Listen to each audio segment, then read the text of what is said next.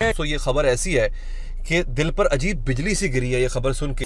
तो वो भी हमने आपको बता दिया, जो जो कह रहा है सब कुछ सामने लाना चाहिए ना। लेकिन बात यह है कि जो खुद से हमले होते हैं वो उसमें ये होता है कि इतने ज्यादा हलाकतें नहीं होती, एक तो, और दूसरा ये होता है कि चलो खबर तो निकलने देते, खुद से किए थे तो वायरल तो करते खबर, उन्होंने खबरें छुपा ली। आज इंडिया ने स्टैंड 1 पे अपनी आर्म फोर्सेस को कर दिया है। पीएम आवास पर सीसीएस की बैठक शुरू हो चुकी है, कैबिनेट कमेटी ऑन सिक्योरिटी की बैठक, जिसकी अध्यक्षता प्रधानमंत्री नरेंद्र मोदी कर रहे हैं। दिल्ली ब्लास्ट के बाद ये सबसे बड़ी बैठक है। स्टैंड 1 का मतलब है कि पूरी अफवाज को बता दिया गया है कि 1 घंटे के नोटिस पे आप जंग करने के काबिल होना चाहिए। फिर जंग होगी, फिर कुछ ना कुछ, कोई ना कोई झड़प होगी, और अब जो होगी वो पहले से ज्यादा होगी। दिल्ली ब्लास्ट में गिरफ्तार डॉक्टर शाहीन पर बड़ा खुलासा हुआ है। डॉक्टर शाहीन को जैश से फंडिंग की गई थी। मिनी रिक्रूट कमांड सेंटर के लिए जैश से फंडिंग की गई थी। अब आती है कि होगा क्या।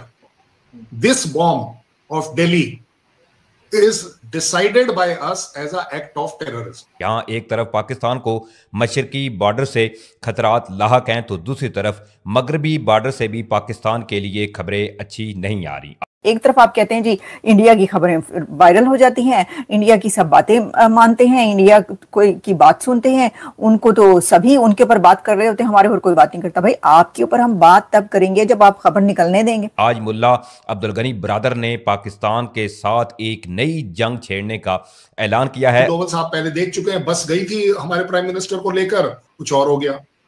हमने आपको मोस्ट फेवर्ड नेशन का दर्जा दिया कि चलो ट्रेड करेंगे तो कुछ आपस में बात पड़ेगी, कहीं कुछ और हो गया। इसमें लाहौर से कराची की मुख्तलिफ जो एयर रूट्स हैं इनको भी मुकम्मल तौर पर बंद किया गया कि ये bomb blast is going to trigger a war. भाई आप एक बात बताइए ना, डोवल आपके सामने और क्या बोले?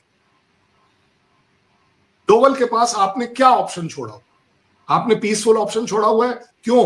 क्योंकि डोवल साहब पहले देख चुके हैं, बस गई थी हमारे प्राइम मिनिस्टर को लेकर, कुछ और हो गया।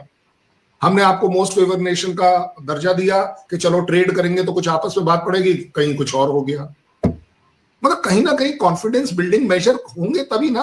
अब जब वो नहीं दिख रहे हैं तो वो बंदा रेडिकल होकर वो भी बोलने को तैयार है कि भाई हम भी इस तरह के ऑप्शंस कर सकते हैं। जैसे कि हमारे डिफेंस मिनिस्टर ने पहली बार कहा, न्यूक्लियर से रिलेटेड पहली बार कहा कि हमारी जो नो फर्स्ट पॉलिसी है ये हमारी कमजोरी नहीं है, it can be always reviewed. Otherwise आज तक कभी नहीं कहा। क्यों?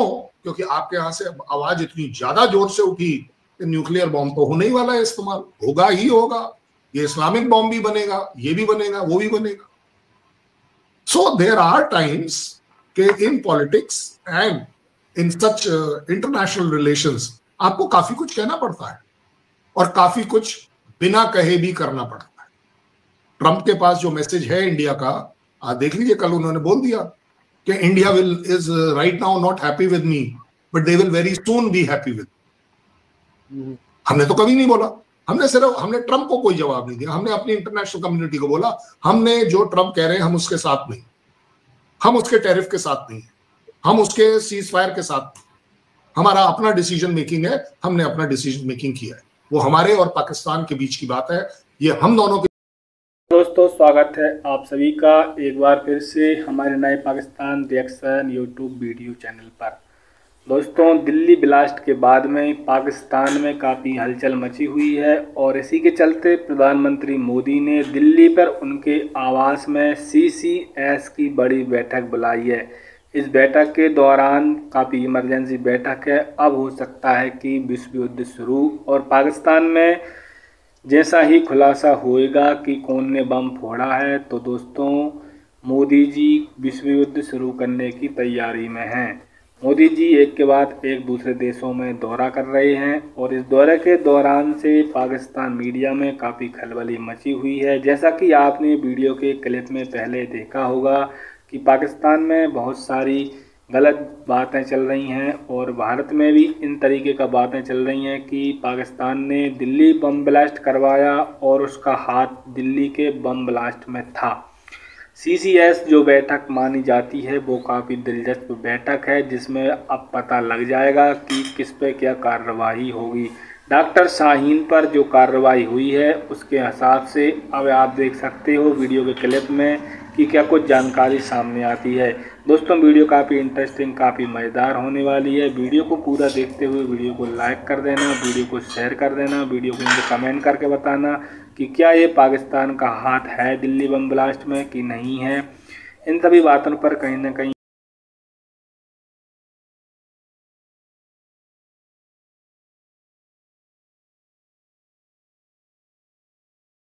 के बीच का मामला है, इसके बीच में तीसरी पार्टी नहीं।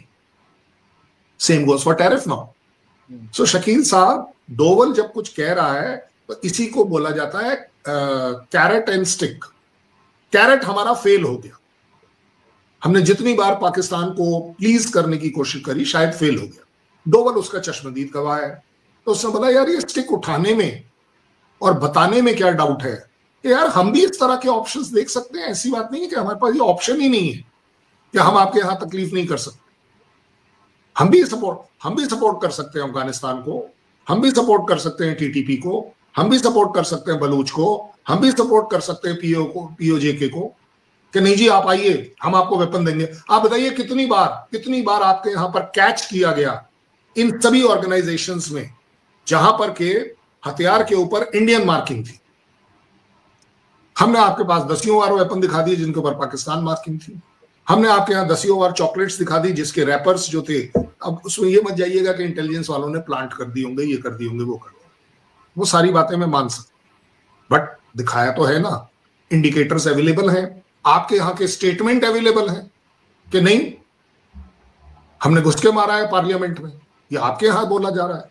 तो इंडिकेटर से मेरा इंप्रेशन तो यही बनता है ना कि आप फॉर्मली, अब जैसे आपने डोवल का जो इंप्रेशन लिया है वो डोवल ने बोला है, बट उसने ये कहीं नहीं बोला है कि हम पाकिस्तान को ठोक कर मारेंगे, टेररिज्म करके मारेंगे, या जो टेररिस्ट वहां। आप एक बात बता दिए, आज तक अगर हमने बलूचों को फ्रीडम फाइटर बोला हो, टीटीपी को फ्रीडम फाइटर बोला हो, अफगानिस्तान को फ्रीडम फाइटर बोला हो, हमने तो कभी नहीं बोला।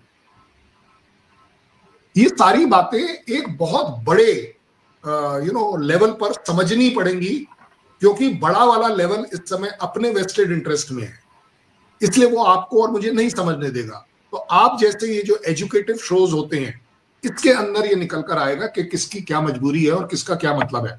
Doval is not that man जो 11 साल वेट करेगा कि मैं इस्लामाबाद में बम फटवाऊं, उसका वो कैरेक्टर नहीं।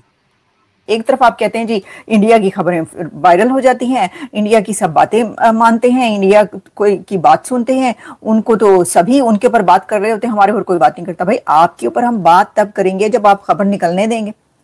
मुझे वैसे ये भी समझ में नहीं आती कि आपने जब वो खबर रोक ली कि वाना कैडेट कॉलेज पे हमला हुआ, तो उससे क्या फायदा हुआ?